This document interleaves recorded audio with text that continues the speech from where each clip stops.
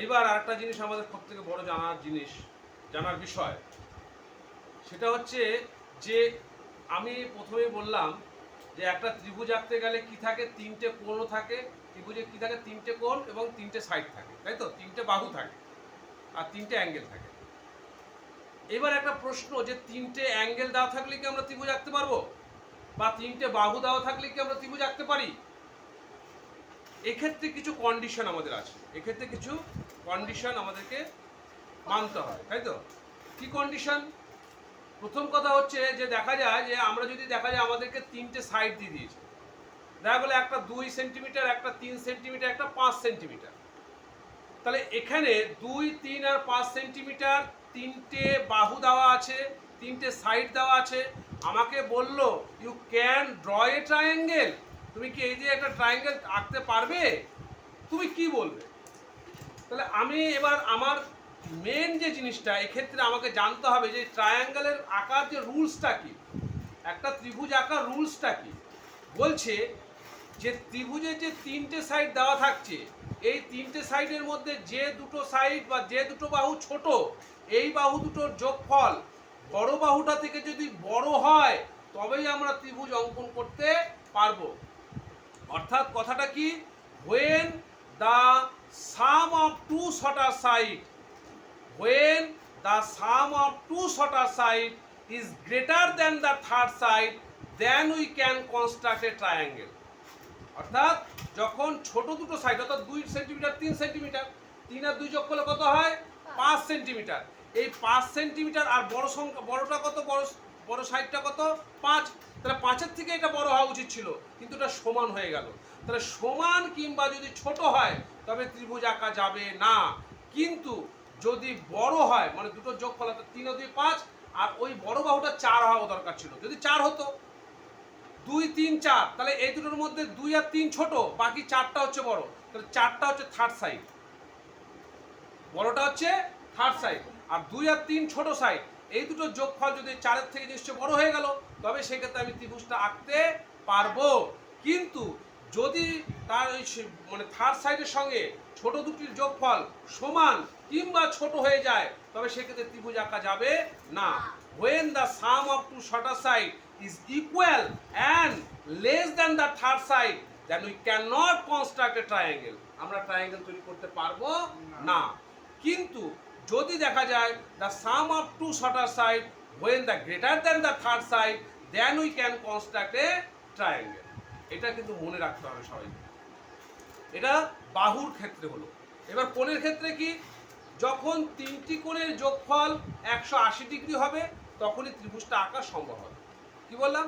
তিনটি কোণের যোগফল 180 ডিগ্রি থেকে বড় হলেও হবে না, 180 ডিগ্রি থেকে ছোট হলেও হবে না, 180 ডিগ্রি হতে হবে। কারণ আমরা জানি sum of three angles of a triangle always 180 degree.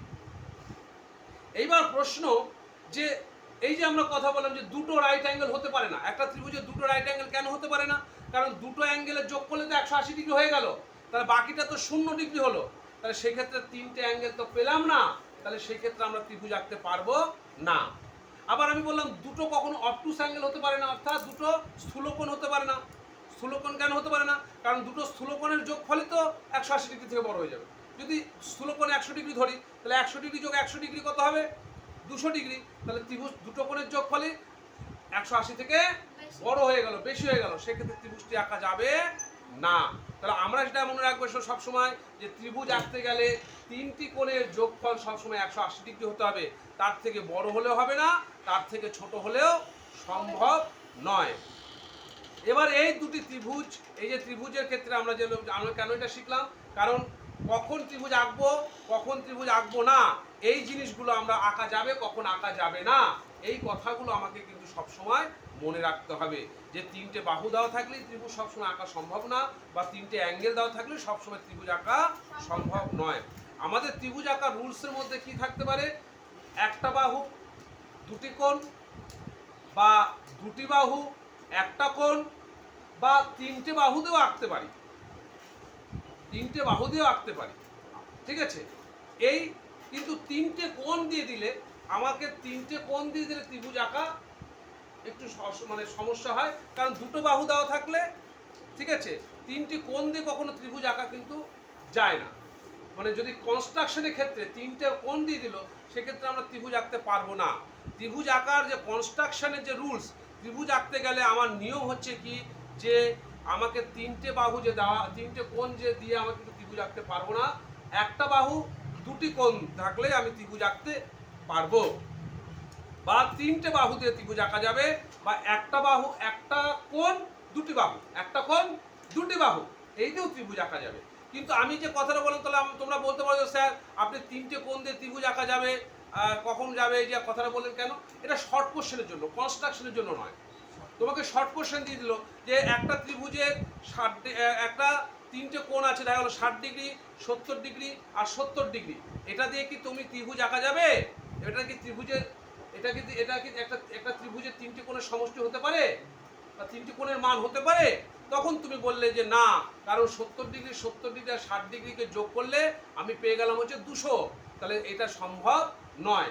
এটা শর্ট কোশ্চেনের জন্য এটা প্রযোজ্য, কিন্তু কনস্ট্রাকশন বা আমাকে যে মানে কনস্ট্রাকশনের ক্ষেত্রে, ত্রিভুজের কনস্ট্রাকশনের ক্ষেত্রে আমাকে কিন্তু, আমি তিনটে অ্যাঙ্গেল দিয়ে কখনোই ত্রিভুজ আঁকতে পারবো না।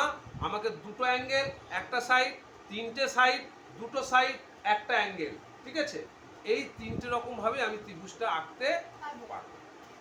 ক্লিয়ার হলো? সবাই সমস্যাটা বুঝতে পেরেছো?